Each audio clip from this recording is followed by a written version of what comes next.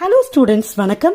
கார்பனில் compounds சாப்டர்ல இருந்து carboxylic acids டாபிக்ல அசிடிட்டி ஆஃப் கார்பாக்சிலிக் ஆசிட்ஸ் இந்த டாபிக் பத்தி தான் இந்த வீடியோல நம்ம டீட்டெயில்டா டிஸ்கஸ் பண்ண போறோம்.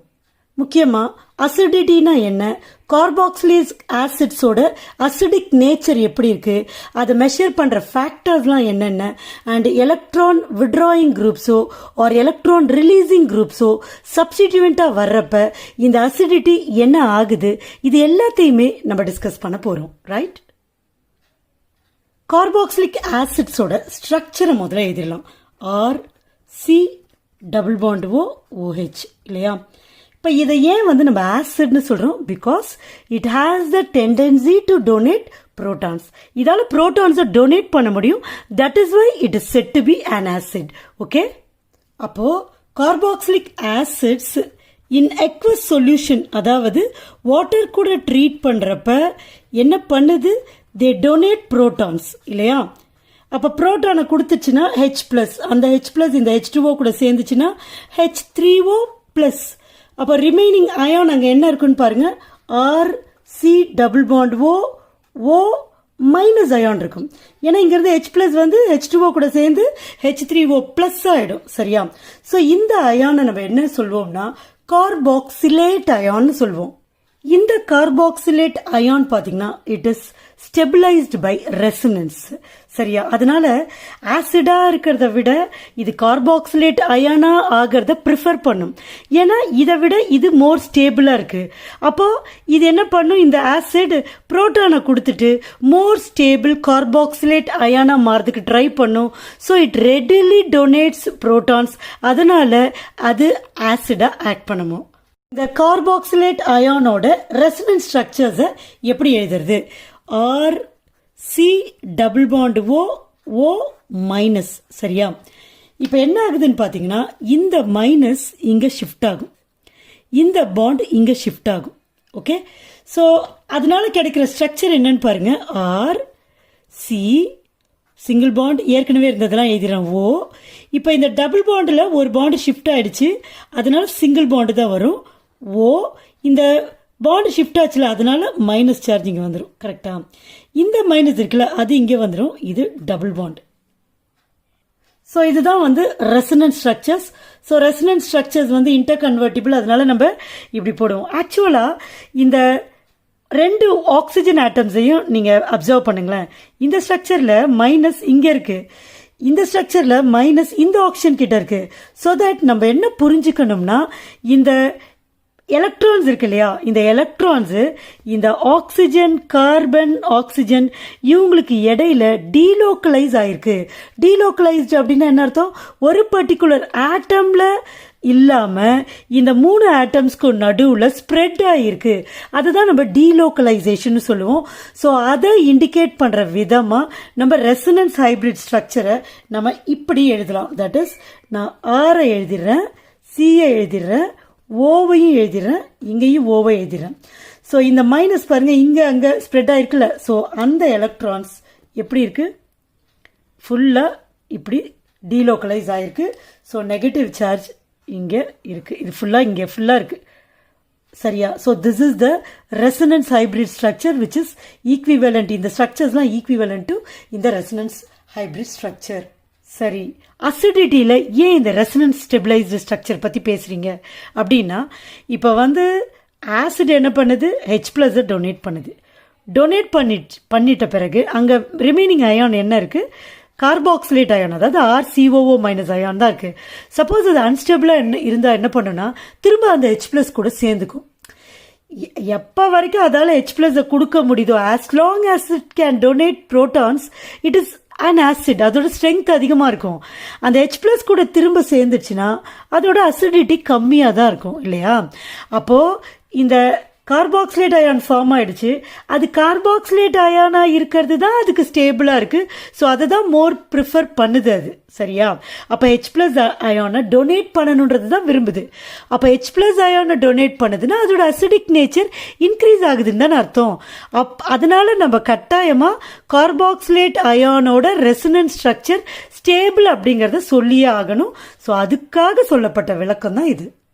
இப்போ நம்ம நெக்ஸ்ட் ஃபேக்டர் பார்க்க போறோம். பாருங்க இந்த ஈக்குவேஷன் பாருங்க, ஆசிட் வாட்டர் கூட சேர்ந்து புரோட்டான்ஸை டொனேட் பண்ணிட்டு கார்பாக்சிலேட் அயானா மாறிடுச்சு.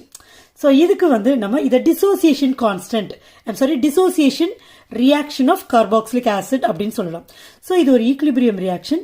ஸோ இதுக்கு டிசோசியேஷன் கான்ஸ்டன்ட் நம்ம எழுதலாம், விச் இஸ் ஈக்குவல் டு, எப்படி டினோட் பண்றோம், dissociation constant of an acid. Dissociation என்னது, பிரியறது. So this is equal to, எப்பவுமே ப்ராடக்ட்ஸோட கான்சன்ட்ரேஷனை நியூமரேட்டர்லையும் மேலையும், டினாமினேட்டர்ல ரியாக்டன்டோட கான்சன்ட்ரேஷனையும் நம்ம எழுதுவோம். அப்போ இங்க யார் யார் product, H3O plus product. So அதை எழுதிட்டேன். Carboxylate ion RCOO minus product, அதை எழுதிட்டேன். பை ரியாக்டன்ஸ் யாரு, RCOOH, அதோட கான்சன்ட்ரேஷனை எழுதிட்டேன். அண்ட் H2O கான்சன்ட்ரேஷனை எழுதிட்டேன். ஆனா சிஸ்டம்ல H2O லார்ஜர் எக்ஸஸ்ல இருக்குன்றதுனால அதை நம்ம டினோட் பண்ணணும்னு அவசியம் கிடையாது. ஸோ தட் இதை நீங்க டைரக்டா கூட எழுதிருக்கலாம். பட் H2O எங்க போச்சு அப்படின்றதுக்கு ஒரு காரணத்தை தான் நான் இங்க சொல்லியிருக்கேன். By RCOOH. So this is the dissociation constant of acid Ka. இந்த dissociation constantக்கு இன்னொரு பேர் இருக்கு, which is called as acidity constant. ஏன் acidity constant அப்படின்னா, இந்த அதாவது நிறைய ஆசிட்ஸ் இருக்குன்னு வச்சுக்கோங்களேன், அதுக்கு டிஃப்ரெண்ட் Ka வேல்யூஸ் இருக்கும் இல்லையா. ஸோ இந்த Ka வேல்யூஸை வச்சுட்டு எந்த ஆசிட் ஸ்ட்ராங், எந்த ஆசிட் வந்து வீக்கா இருக்குன்னு ரிலேட்டிவ் ஸ்ட்ரெங்த்ஸ் ஆஃப் ஆசிட்ஸை நம்மளால சொல்ல முடியும் using this factor Ka. That is why it is called as acidity constant. இப்போ இதுல என்ன நம்ம முக்கியமா புரிஞ்சுக்கணும்னா, Ka வேல்யூ கிரேட்டரா இருந்தா ஸ்ட்ரென்த் ஆஃப் த ஆசிடும் கிரேட்டரா தான் இருக்கும். ஓகே, இந்த Ka வேல்யூவை pKa அப்படிங்கிறதும் நம்ம மெஷர் பண்ணலாம். pKa, p அப்படின்னாலே நெகட்டிவ் லாக்ரிதம்னு அர்த்தம். So this is equal to minus log 10 Ka value. சரியா? ஸோ Ka வேல்யூக்கு மைனஸ் லாக் எடுத்தீங்கன்னா அதுதான் pKa value. So pKa value base பண்ணியும் எந்த ஆசிட் ஸ்ட்ராங், எந்த ஆசிட் வீக்குன்னு சொல்லலாம். ஸோ pKa வேல்யூ வச்சு சொல்லணும்னா, when pKa value is large, strength of the acid is small.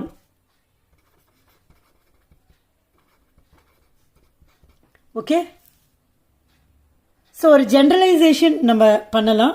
அதாவது pKa வேல்யூஸ், சரியா, strength of acids, சும்மா நம்ம புரிஞ்சுக்கிறதுக்காக சொல்றேன். pKa வேல்யூ வந்து below 1 இருக்கலாம், between 1 and 5 இருக்கலாம், between 5 and 15 இருக்கலாம், above 15 இருக்கலாம். ஓகே, ஸோ அந்த மாதிரி இருந்தா என்ன, below 1 இருந்துச்சுன்னா pKa value, not the Ka value, pKa value is below 1 அந்த ஆசிட்ஸ்லாம் strongest acids. Okay, if the pKa value is between 1 and 5, moderately ஓரளவுக்கு stronger.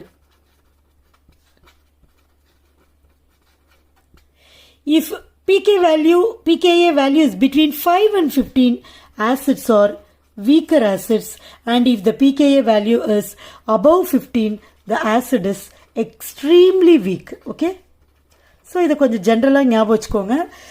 This will help you to determine the strength of the acid. இந்த tablet காலத்தை observe பண்ணுங்க.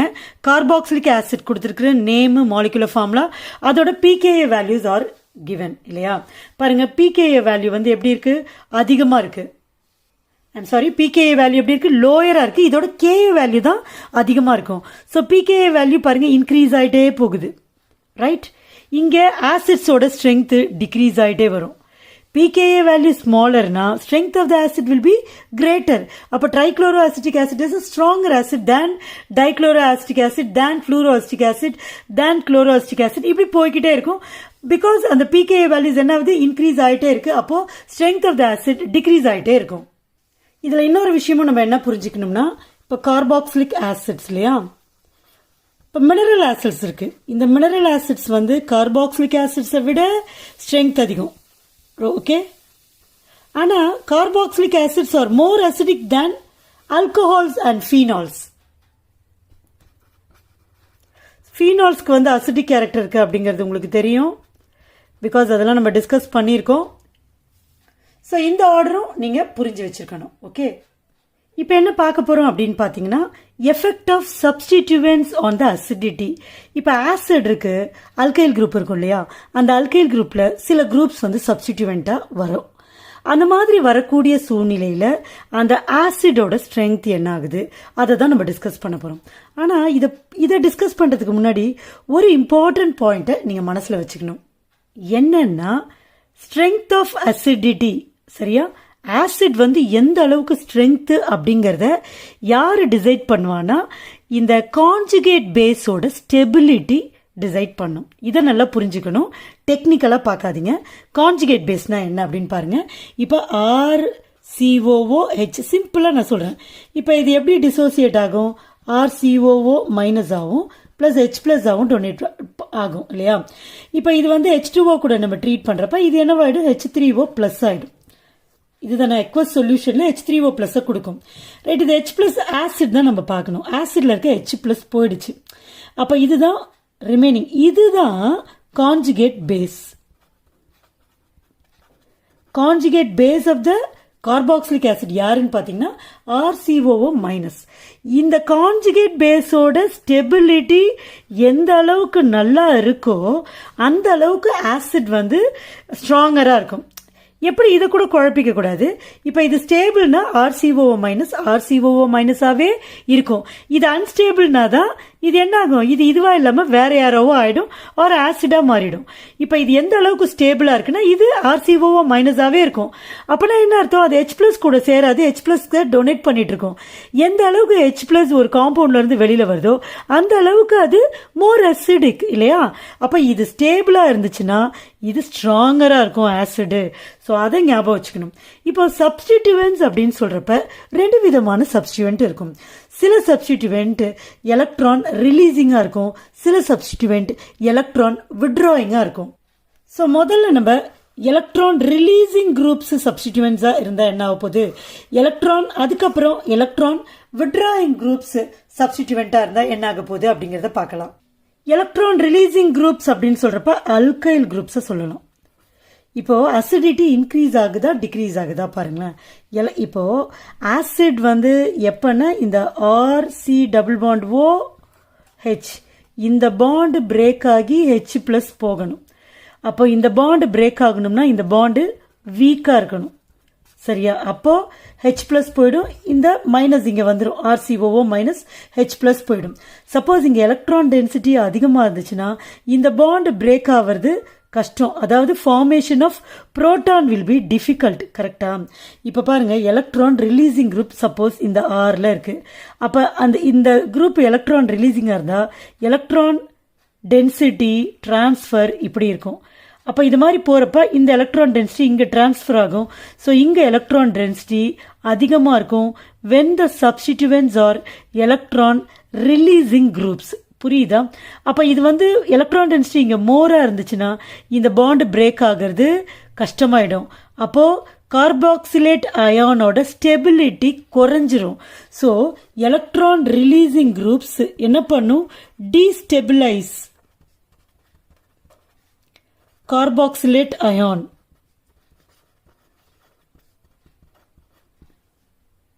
புரியுதா ஏன் டீஸ்டெபிளைஸ்னு? Electron density அப்படியே move ஆகிட்டே இருக்கும். ஸோ இந்த பாண்ட்ல எலக்ட்ரான் டென்சிட்டி அதிகமாக இருக்கும். ஸோ கார்பாக்சிலேட் அயான் ஃபார்ம் ஆகிறது கஷ்டமாக இருக்கும். தட் இஸ் கார்பாக்சிலேட் அயான் அன்ஸ்டேபிளாக இருக்குன்னு அர்த்தம். ஏன்னா தனியாக அதால் ஃபார்ம் பண்ண முடியாது, just because of the presence of electron releasing groups. அப்போ H பிளஸ்ஸாக இந்த புரோட்டான் H பிளஸ்ஸாக வெளியில் வர்றது கஷ்டமாயிடும். தேர்ஃபோர் அங்கே அசிடிக் நேச்சர் குறைஞ்சிரும். ஸோ அல்கைல் குரூப் அதிகமாக இந்த strength of the acid decrease ஆகும். அதனால தான் பாருங்க ஃபார்மிக் ஆசிட் H தான் இருக்கு, இது வந்து மோர் ஸ்ட்ராங்கர். இந்த Hக்கு பதிலாக CH3 வருது. CH3ன்றது யாரு? Alkyl group. அல்கைல் குரூப் யாரு? Electron releasing group. Electron releasing group என்ன பண்ணும்? கார்பாக்சிலேட் அயானை டீஸ்டெபிளைஸ் பண்ணும். அதனால என்ன ஆகும்? புரோட்டான் அந்த ரிமூவல் வந்து டிஃபிகல்ட். ஸோ அசிடிக் நேச்சர் இதுக்கு குறைஞ்சிரும் கம்பேர்டு டு ஃபார்மிக் ஆசிட். பாருங்க இன்னும் குறைஞ்சிரும் இன்னொரு கார்பன் ஆட்டம் அதிகமாகுது ஆர் CH3 CH2 COOH இந்த மாதிரி ஆசிட் ஆகிறப்ப. புரியுதா? நெக்ஸ்ட் கார்பாக்சிலிக் ஆசிட்ஸ்ல எலக்ட்ரான் வித்ட்ராயிங் சப்ஸ்டிடியூவன்ட்ஸ் இருந்தா அந்த ஆசிடோட அசிடிட்டி என்ன ஆகுது அப்படிங்கறத பார்ப்போம். இப்ப ஜென்ரலா பாருங்க, ஆசிட் RC+O இல்லையா? இப்போ இங்க எலக்ட்ரான் வித்ட்ராயிங் சப்ஸ்டிடியூவன்ட்ஸ் இருக்கு. அப்போ எலக்ட்ரான் வித்ட்ராயிங்னா என்ன அர்த்தம்? பிடிச்சி தன்னை நோக்கி இழுத்துக்கிறது. அப்போ இந்த பாண்ட்ல இருக்கிற electron density will be drifted இந்த மாதிரி. சரியா? ஸோ என்ன ஆகும் இங்க? அதனால அல்டிமேட்டா இந்த OH பாண்டில் இருக்கிற எலக்ட்ரான் டென்சிட்டி டிக்ரீஸ் ஆகும். ஸோ எலக்ட்ரான் டென்சிட்டி டிக்ரீஸ் ஆச்சுன்னா H+ ஈஸியாக வெளியில் வரும் இல்லையா? அதுக்கு ஹெல்ப் பண்ணுற மாதிரி தான் இந்த எலக்ட்ரான் வித்ட்ராயிங் சப்ஸ்டிடியூவன்ட் இருக்கு. ஸோ இதனால இந்த carboxylate ion gets stabilised, right? So electron withdrawing groups stabilize the carboxylate ion. நல்லா ஞாபகம் வச்சுக்கணும். எலக்ட்ரான் ஏன்னா இந்த பாண்ட் வந்து குறையுது இல்லையா? ஐம் சாரி, பாண்ட்ல இருக்கிற எலக்ட்ரான் டென்சிட்டி குறையுது. அப்போ formation of the carboxylate ion is more easy and formation of removal of H+ ion is more easy. சரியா? Carboxylate ion. So electron withdrawing group stabilize the carboxylate ion. அதனால இந்த bond becomes weak. அதனால இந்த H வந்து H+ remove ஆகிறது ரொம்ப easy. So H+ வெளியில வந்துச்சுன்னா அதோட acidic nature increase ஆகும்.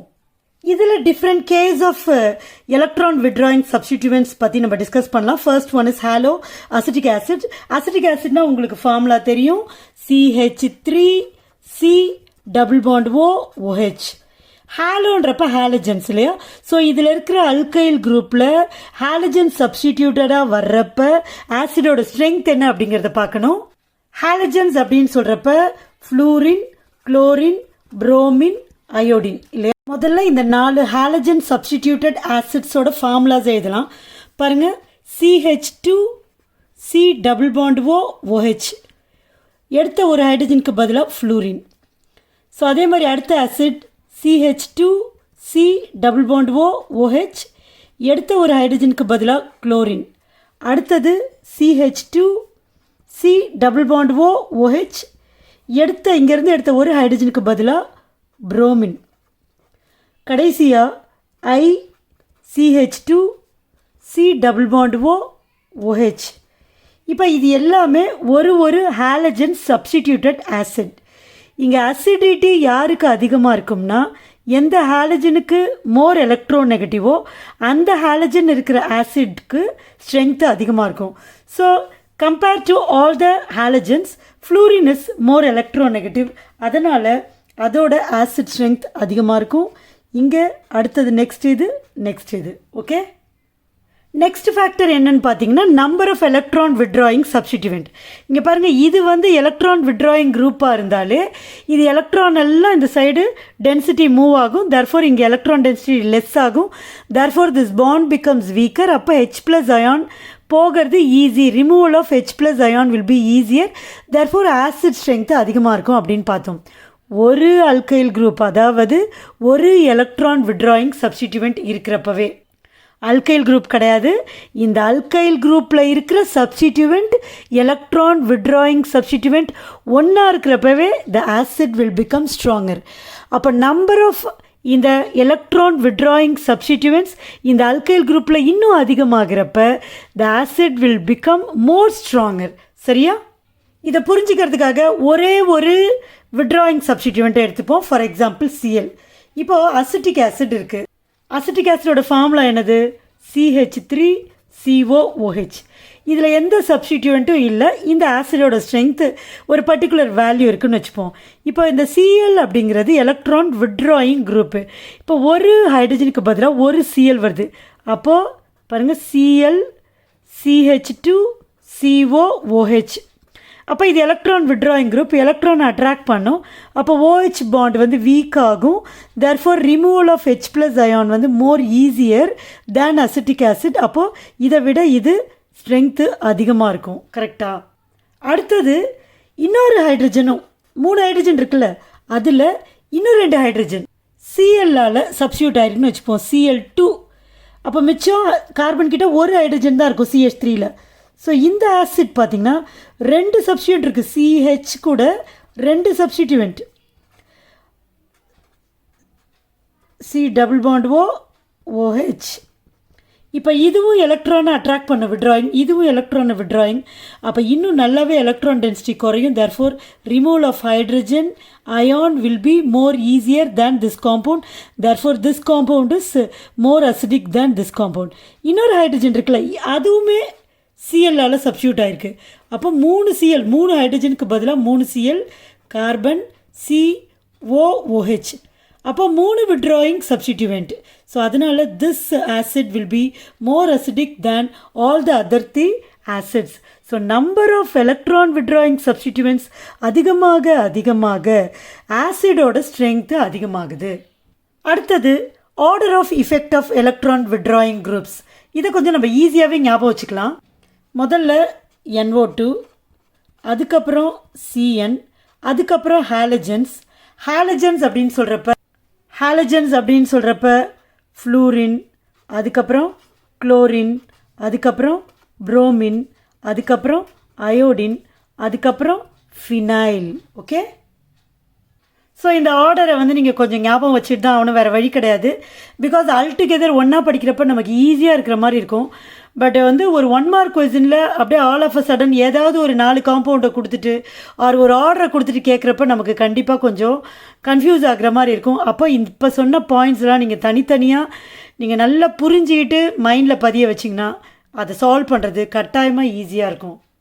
நெக்ஸ்ட் வந்து ரிலேட்டிவ் அசிடிட்டிஸ் ஆஃப் காம்பவுண்ட்ஸ் வைஸ் பார்க்கலாம். ஃபஸ்ட் வந்து இது புக்கில், உங்கள் டெக்ஸ்ட் புக்கில் இருக்குது, RCOOH. அது வந்து மோர் acidic than AROH, which is more acidic than water, which is more acidic than ROH, which is more acidic than alkynes. Okay, இது இல்லாமல் இந்த கார்பாக்சிலிக் ஆசிட் குரூப்போட டைரக்டாக ஃபீனைல் குரூப்போ ஆர் வைனைல் குரூப்போ கனெக்ட் ஆகிருக்கிறப்ப அந்த ஆசிட்ஸ் வந்து மோர் ஸ்ட்ரென்த் இருக்கும். காரணம் என்னென்னா, ஃபார்ம் ஆகிற அந்த கான்ஜுகேட் பேஸ் வந்து it will be stabilised by resonance. Okay, now I am going to give you a list of acids in the increasing order of acidity based on their pKa values.